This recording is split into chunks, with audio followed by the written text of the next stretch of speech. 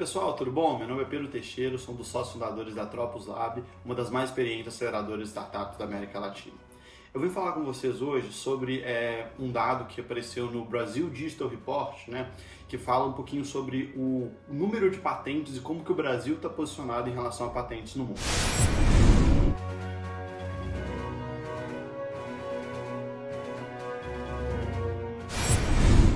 Bem, então, como vocês podem ver aí, né, em algum lugar desse vídeo aí tem um gráfico, hoje o Brasil está muito atrás quando se fala em número de patentes, tá? O Brasil hoje tem 3,4 patentes por milhão de habitantes. Esse número, quando a gente compara com os líderes da categoria, né, Alemanha, Holanda, que os dois têm mais de 200 patentes para cada milhão, a gente está muito atrás, tá? E por que isso é importante, o que isso impacta e por que nós devemos nos preocupar isso quando a gente está falando de inovação? Quando a gente está imaginando um pouco como funciona o mundo de inovação, dentro das universidades funciona o que a gente chama de pesquisa básica, né? Qual que é a função da pesquisa básica? Gerar conhecimentos que vão poder ser aplicados no futuro.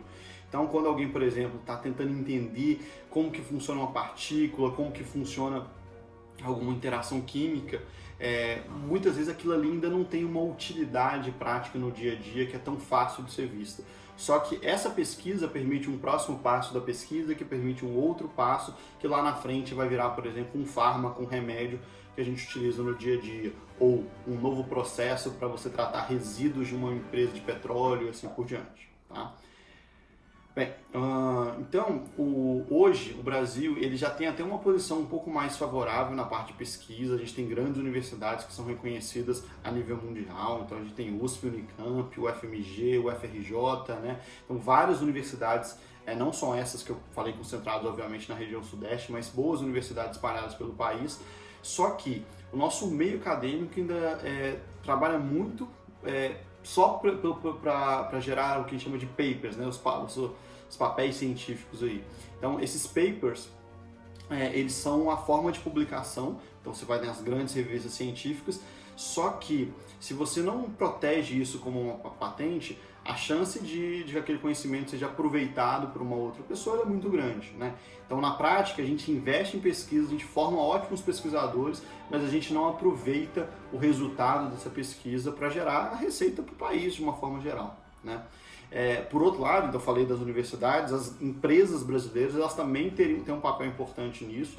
Então lá fora, quando a gente vai ver, por exemplo, várias patentes, elas são feitas por grandes empresas privadas, né, que elas também desenvolvem dentro dos seus centros de P&D, ou seja, centros de pesquisa e desenvolvimento, elas desenvolvem uma série de pesquisas e elas protegem essas pesquisas muitas vezes através de patentes.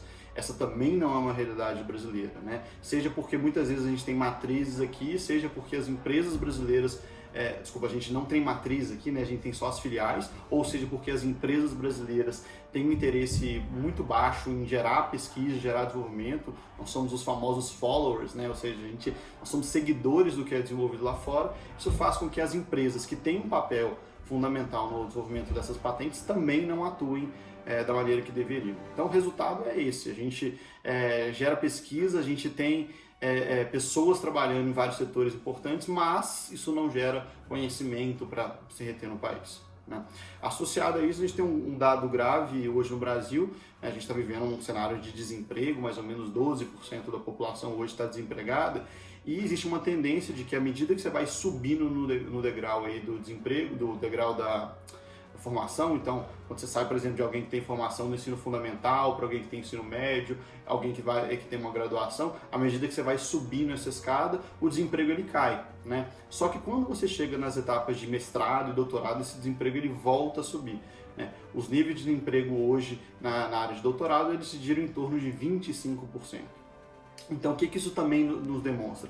Que a pesquisa que é feita hoje, ou a formação desses grandes pesquisadores, que são os doutores do Brasil, ela está desalinhada com o que o mercado precisa, com o que o mercado quer. Então, o resultado a gente tem alguém super especializado, com uma formação muito boa, mas que o mercado não entende que ele deve ser absorvido. Seja porque o mercado não se desenvolveu para absorver doutores, que acabam sendo mais caros, pelo menos pela visão do mercado, seja porque aquele doutor ele se especializou em algo que é muito específico e eu preciso de alguém que tenha uma visão um pouco mais genérica nesse momento, até para gerar produtos e serviços naquela área.